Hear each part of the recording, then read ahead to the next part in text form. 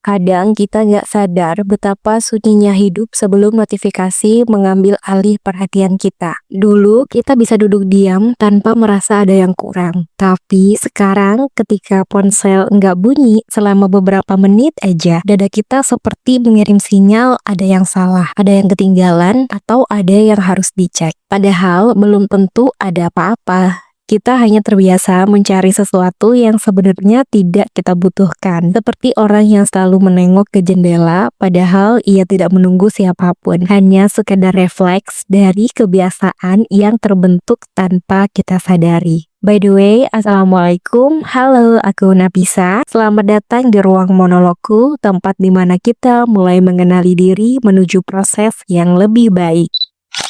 Mungkin memang sekarang hati kamu sedang mencari ruang, sedang haus ketenangan, sedang lelah dengan dunia yang penuh dengan notifikasi dan timeline yang tidak pernah ada habisnya. Dan hari ini aku ingin kita ngobrol tentang sesuatu yang hampir semua orang rasakan, yaitu kecanduan sosial media dan kecanduan notifikasi handphone. Aku yakin kamu pernah mengalami momen di mana tangan kamu otomatis membuka Instagram, TikTok, atau YouTube. Padahal baru aja kamu menutup aplikasinya. Atau mungkin kamu pernah bangun tidur dan refleks pertama yang kamu cek adalah kamu cek pesan, scroll timeline, melihat siapa yang posting apa, atau sekedar membuka layar hanya karena tangan kamu merasa harus melakukan sesuatu. Bahkan kita tuh kayak nggak sadar gitu loh, kita buka HP untuk apa, tapi kita melakukannya gitu.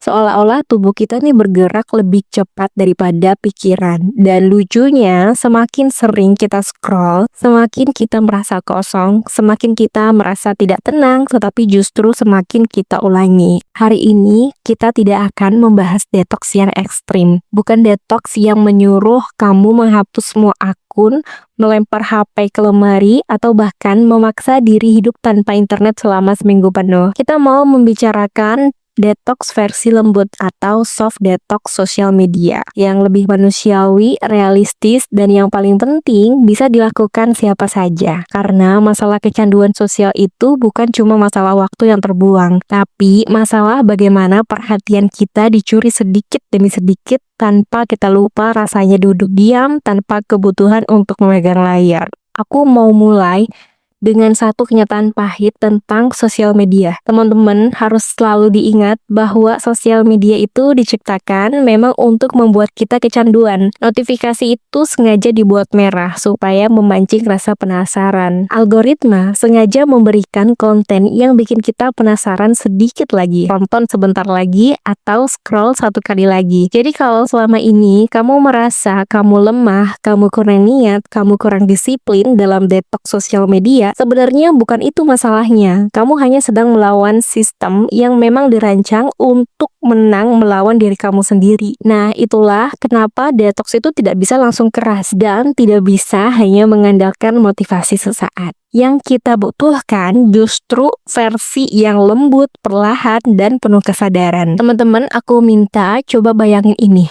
Handphone kamu itu seperti ruangan dengan pintu yang selalu terbuka. Setiap kali ada notifikasi, itu seperti seseorang mengetuk pintu. Dan setiap ketukan membuat otak kita merasa harus menoleh. Padahal, tidak semua ketukan itu penting. Sejatinya, otak kita justru tidak bisa membedakan mana yang penting dan mana hanya panggilan kosong. Akhirnya, kita jadi hidup dalam keadaan selalu siaga, selalu merasa harus cepat respon, selalu takut ketinggalan sesuatu. Dan jadinya, tanpa sadar kita kehilangan fokus untuk hal-hal yang justru benar-benar berarti. Misalnya fokus ke diri sendiri, fokus ke keluarga, fokus ke ibadah, fokus pada apa yang membuat hidup ini punya makna. Teman-teman, sosial media sejatinya tidak selalu buruk. Ada banyak manfaat, informasi, dan hiburan yang bisa kita ambil. Tapi masalahnya adalah ketika kita tidak punya kendali dan justru layar yang malah mengendalikan kita. Dan disinilah soft digital detox mulai bekerja, yaitu cara lembut untuk mengambil kembali kendali atas perintah kita.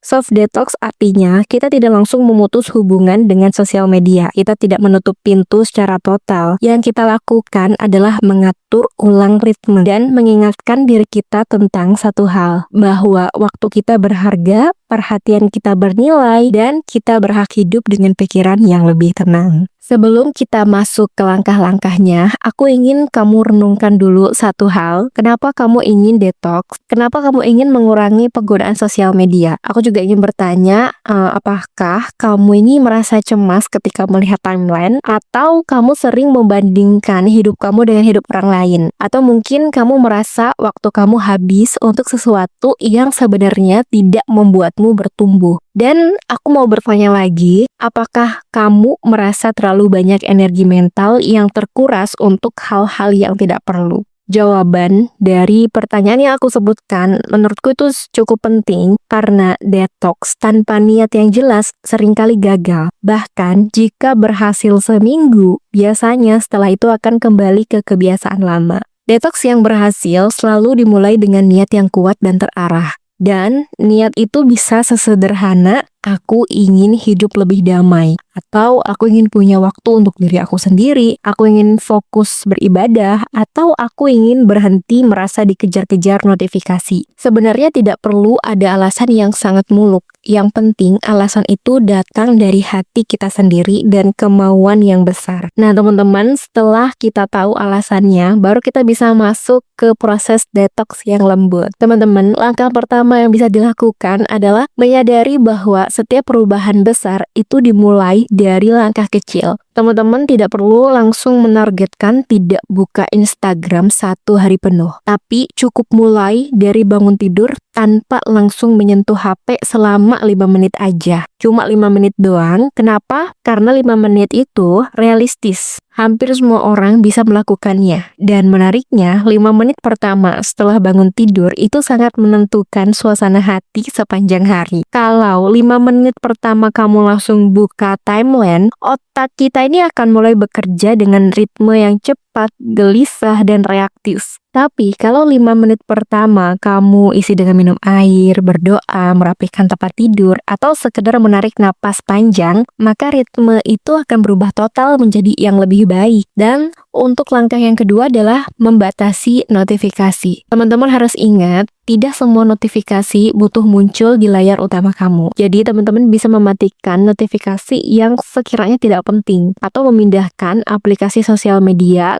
ke folder terpisah, atau bahkan menyembunyikan aplikasinya dari halaman depan. Ini bukan berarti kamu dilarang membuka aplikasi tersebut. Bukan, tapi kamu mengurangi pemicu otomatis yang membuat kamu membuka layar tanpa sadar. Banyak orang yang kaget saat menyadari bahwa sebenarnya bukan mereka yang ingin membuka HP, tapi justru HP-nya yang manggil mereka duluan. Langkah selanjutnya adalah membuat jadwal khusus untuk membuka sosial media. Bukan setiap kali bosan, bukan setiap kali menunggu seseorang, tapi pada saat yang kamu pilih dengan sadar waktunya. Misalnya setelah menyelesaikan pekerjaan utama atau setelah waktu istirahat siang. Dengan begitu sosial media menjadi pilihan, bukan pelarian. Lalu ada satu metode yang aku suka banget, yaitu konsep mulai ulang kapanpun atau reset. Ini sangat membantu terutama ketika kamu merasa detox kamu ini gagal di tengah jalan. Misalnya, kamu niat untuk tidak scroll TikTok di pagi ini. Tapi setelah sadar tiba-tiba kamu udah scroll 20 menit. Biasanya orang-orang tuh langsung menyerah, ya udah detox hari ini gagal, kita coba besok lagi, tapi nggak jalan-jalan nantinya. Dan akhirnya mereka scroll lebih lama lagi sepanjang hari. Padahal kamu selalu punya pilihan untuk memulai ulang kapanpun. Bahkan di jam yang sama, di menit yang sama. Mulai ulang itu seperti tombol reset dalam diri kamu. Kamu nggak perlu nunggu besok. Kamu bisa bilang pada diri sendiri, oke, barusan aku kecolongan, tapi aku sekarang mau mulai lagi. Dan terakhir, detox itu tidak hanya soal mengurangi waktu layar, tapi juga mengisi waktu dengan sesuatu yang lebih bernilai. Tidak harus produktif, tidak harus berat, tidak harus sempurna. Cukup mengganti satu sesi scroll dengan satu kegiatan yang membuat kamu pulih. Mungkin bisa berjalan 10 menit, bisa journaling, bisa baca buku 1 halaman, atau baca Quran 1 halaman. Atau mungkin teman-teman bisa sekedar duduk tanpa memegang apapun. Tujuannya bukan mengganti sosmed dengan kegiatan lebih benar, tapi membantu otak kita istirahat dari stimulus cepat yang biasanya dia terima setiap detik. Di perjalanan detox ini pasti ada hari-hari yang berat. Ada hari ketika kamu sangat ingin membuka sosmed meski tidak ada alasan. Ada hari ketika kamu merasa bosan, gelisah, atau takut ketinggalan informasi. Dan justru di saat itulah kamu mulai lebih lembut pada diri sendiri. Teman-teman harus ingat bahwa detox yang keras sering membuat orang berhenti total lalu meledak kembali. Tapi detox yang lembut membuat kita tumbuh pelan-pelan, tanpa tekanan, tanpa rasa bersalah yang bisa menghancurkan. Teman-temanku, detox digital bukan tentang menjauh dari dunia, tapi tentang kembali dekat dengan diri kita sendiri, tentang menemukan ruang hening di tengah bisingnya notifikasi, tentang mengingat bahwa perhatian kita punya nilai yang tidak bisa dibeli, dan tentang menyadari bahwa kedamaian seringkali muncul saat kita berani memutus sejenak hubungan dengan layar. Semoga obrolan ini bisa memberi kamu perspektif yang baru untuk mulai melakukan detox digital dengan cara yang lembut dan manusiawi. Aku doain semoga teman-teman bisa kembali merasakan tenangnya hati, jernihnya pikiran, dan damainya hidup tanpa harus dikejar-kejar notifikasi. Teman-teman, terima kasih sudah mendengarkan sampai akhir. Aku minta maaf kalau misalnya ada salah kata dalam video ini. Sampai bertemu di episode selanjutnya. Aku akhiri billahi fisabilil haq, fastabiqul khairat. Wassalamualaikum warahmatullahi wabarakatuh.